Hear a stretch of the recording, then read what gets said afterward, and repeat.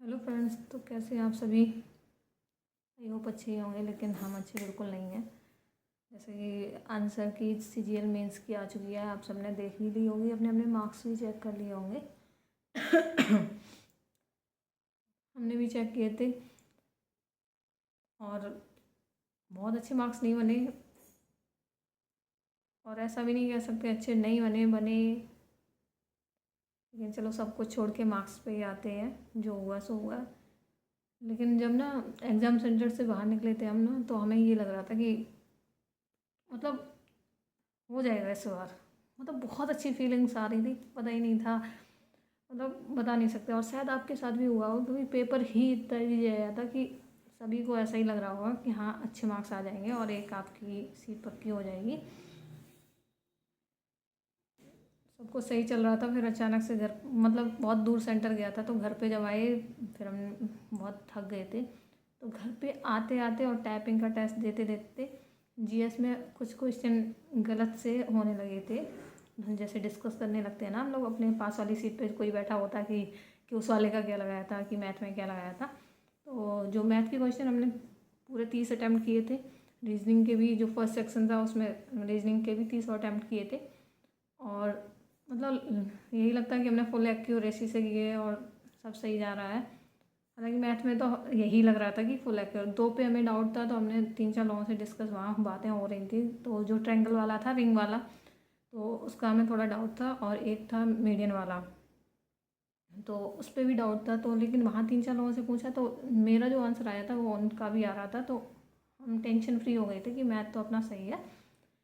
लेकिन फिर क्या ही कर सकते हैं, फिर आंसर किया ही तो चेक किया, तो जो रीजनिंग था उसमें 3 गलत चले गए 30 में से, और 78 मार्क्स बने थे, 78। और मैथ में 2 गलत चले गए, 82 मार्क्स बने।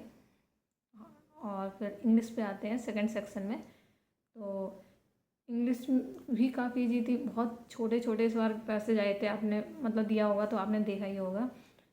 कोई टफ ऐसा था नहीं, और जो एक आध मतलब जो थोड़ा सा भी टफ लग रहा था, उससे हम लोग ऑप्शन से एलिमिनेट करके समझ में आ रहे थे सारे क्वेश्चन कि हाँ ये सही है। सिर्फ 1 से 2 क्वेश्चन ऐसे थे जो बहुत कंफ्यूज कर रहे थे। वो हम लोगों को नहीं, वो सभी लोगों को कर रहे थे, क्योंकि 1-2 लोगों की हमने भी वीडियो देखी थी। तो वो मतलब क्वेश्चन जो इनकरेक्ट वाला था, इनविच कौन सा था, इंडिस्पेंसिबल, तो उसमें आई लगेगा या ए, तो इस पर बहुत ज़्यादा लोग कंफ्यूज हुए, और वही मेरा एक गलत चला गया। तो जो इंग्लिश का पोर्शन था, तो उसमें 45 सब ने अटैम्प्ट करते हैं, जैसा कि इंग्लिश में सब सारे ही हम लोग करके आते हैं। 45 अटैम्प्ट किए थे, उसमें से एक गलत चला गया, 44 सही है, तो 131 मार्क्स बने हैं इंग्लिश में। और सबसे ज़्यादा ख़राब किया काम जीएस ने। मतलब जहाँ 3 सेक्शन में मेरे 6 गलत हुए, वही 6 और गलत हो जाती, कोई टेंशन नहीं थी, तो जॉब होते। लेकिन यहाँ पे क्या हुआ कि इतना इजी पेपर था, तो मतलब 10 क्वेश्चन के समथिंग, मतलब 8-10 के समथिंग हमें ये लग रहा था कि श्योरिटी है हो जाएगा। लेकिन जब इतना क्वेश्चन पेपर इतना इजी था, तो हमने कहा कि अरे अब तो मतलब कुछ नहीं हो सकता, यानी कि सभी लोग कर रहे होंगे, तो कहीं ना, अब ऐसे नहीं होगा कि आप अगर अटैम्प्ट भी नहीं करेंगे तो कैसे ही काम बनेगा। तो हमने भी तुक्के मार दिए। हमने जीएस में अटैम्प्ट कर लिया 19 अटैम्प्ट कर लिए, जिसमें से 8 सही गए और 11 गलत चले गए, और यहीं से हम सिलेक्शन से बाहर हुए।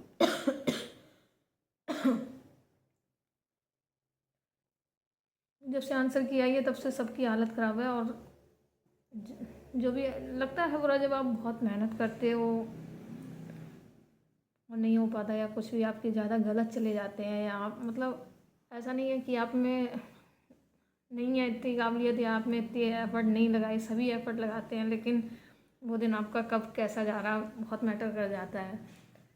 तो सारे पोर्शन अच्छे गए, सब कुछ अच्छा चला, लेकिन जीएस ने काम ख़राब कर दिया और 11 गलत चले गए, तो यहाँ सिर्फ 13 मार्क्स बने। तो टोटल अगर ऑन एन एवरेज देखा जाए, मतलब तो टोटल देखें तो 304 ही मार्क्स बन पाए मेरे। फिर आते हैं कंप्यूटर सेक्शन पे। तो कंप्यूटर में हमने टोटल 15 अटैम्प्ट किए थे, जिसमें से एक गलत चला गया और 14 सही गई हैं, तो 41 मार्क्स बने हैं। क्या कर सकते हैं। आप लोग भी अपने कमेंट में बताइए, और जिसका हो जाता है उसे बहुत बहुत कॉन्ग्रेचुलेशन करेंगे। आगे अभी हर चीज़ ख़त्म नहीं हो जाती है, एक फिर देखते हैं, आगे देखते हैं। आप लोग भी बहुत टूट रहे होंगे। मेरी वीडियो भी इसीलिए नहीं आ पाई थी क्योंकि बहुत ही ज़्यादा बुरा सा लग रहा था, और आपके साथ भी ऐसा हो रहा होगा, आई कैन अंडरस्टैंड। तो आपसे यही कहेंगे कि ज़्यादा टाइम ना वेस्ट करें। मतलब 2 दिन हम लोग ऑलरेडी वेस्ट कर चुके हैं। अब की बार एसएससी ने जैसा कि आपकी आंसर की आज पेपर मतलब दे के आए, दूसरे दिन आंसर की, हम तो घर पे आए उसके दूसरे दिन, मतलब हम तो हम नहीं, अरे आंसर किया गया, हमें लगा ये फेक है किसी ने, लेकिन वो तो रियलिटी में ऑफिशियली थी, पता नहीं क्या ही है। और टाइपिंग की बात करें तो टाइपिंग में मेरे 2008 हो गए थे, तो कोई टाइपिंग का भी इशू नहीं है। सिर्फ यहाँ जीएस ने काम ख़राब कर दिया। और जीएस में अगर क्वेश्चन गलत चले जाते, 5 मतलब 3 से 4 क्वेश्चन भी ठीक चले जाते और सब सही हो जाता, बल्कि 1-2 क्वेश्चन ही सही चले जाते तब भी एक पोस्ट अपनी थोड़ी पक्की सी हो जाती, लेकिन क्या ही कर सकते हैं। तो चलिए करते हैं अब आगे, आप भी करिए अच्छे से तैयारी, हम भी करते हैं, चीज़ें ख़त्म नहीं होती।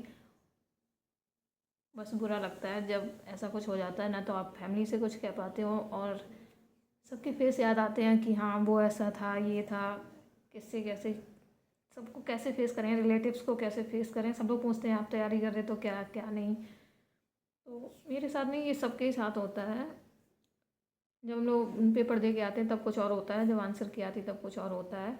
लेकिन जब पेपर दे के आए थे तो हमें पता था इंग्लिश, मैथ और रीजनिंग बहुत अच्छा जाएगा, जैसा कि पेपर था और सब कुछ ठीक चला था। और इंग्लिश मेरा 2023 में इंग्लिश में ने थोड़ा काम ख़राब किया था, तो इस बार इंग्लिश ने तो बहुत अच्छा काम किया। मतलब एक ही गलत गया और पूरे अच्छे सही गए, तो अच्छा लगा।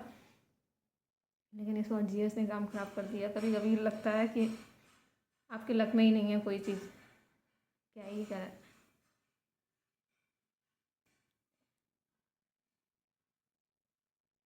लेकिन आप मानते हो या नहीं पता नहीं, लेकिन पहले ना हम हार्ड वर्क पे बहुत बिलीव किया करते थे।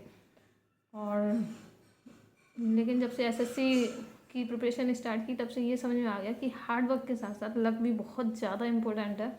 अगर आपका लक बिल्कुल साथ नहीं है ना, तो हार्ड वर्क कुछ नहीं कर सकता। क्योंकि यहाँ बहुत सारे फैक्टर भी खैर हो जाते हैं कि रिपीटर्स भी बार बार, किसी को अच्छी पोस्ट चाहिए, किसी को होम टाउन चाहिए। मेरा ही एक फ्रेंड है जिसे असम में पोस्ट, मतलब इनकम टैक्स में था वो, तो उसे गुवाहाटी पहले मिला था, उसके बाद उसने एग्ज़ाम फिर से दिया और फिर उसे दिल्ली मिल गया। दिल्ली के बाद फिर से उसने इस बार एग्ज़ाम दिया और उसे अब चाहिए थे होम टाउन। तो हमने उससे मना भी किया, हमने क्या होम टाउन, अब दिल्ली मिल गया सही है, लखनऊ के हो तुम क्या ही, लेकिन चाहिए कोई बात नहीं, चलो दे दिया। लेकिन उसके भी मार्क्स उतने अच्छे नहीं बन पाए, उसके बने हैं 315 मार्क्स। तो वो बोल रहा था कि प्रेफरेंस मैं फिल नहीं करूँगा क्योंकि मुझे होम टाउन नहीं मिल पाएगा, क्योंकि होम टाउन के लिए बहुत अच्छी रैंक चाहिए होती है और उसकी रैंक नहीं। तो ऐसे भी अगर मतलब रिपीटर कोई है और उसके कम मार्क्स आ रहे हैं तो वो प्रेफरेंस फिल ना करें, तो कहीं ना कहीं मतलब कट ऑफ लो चली जाए। और मेरा नहीं, लेकिन और लोगों को शायद चांस मिल जाए जो मतलब बॉर्डर पे हो बिल्कुल। तो रिपीटर्स से रिक्वेस्ट है कि वो अगर ऐसा कुछ हो तो छोड़ दें, और जिनके टाइपिंग वगैरह में कम आएंगे वो तो नहीं जाएंगे। लेकिन अब देखते हैं क्या होता है, अब रिजल्ट क्या आता है क्या नहीं। लेकिन एनटीपीसी है अभी, और सीजीएल भी अभी आ रहा है 6 महीने बाद। तो फिर से एक बार शुरू हो जाइए, तैयार खड़े हो जाइए, जैसे अभी तक लगे आए हैं, करते हैं फिर से। लेकिन उससे पहले एनटीपीसी है, तो एनटीपीसी भी कर सकते हैं क्योंकि उसमें इंग्लिश है नहीं, और यही सब सब्जेक्ट में थोड़ी जीएस का अच्छा है, तो जीएस को ही अब की बार देखते हैं अच्छे से। मिलते हैं अगली वीडियो में, तब तक के लिए बाय बाय।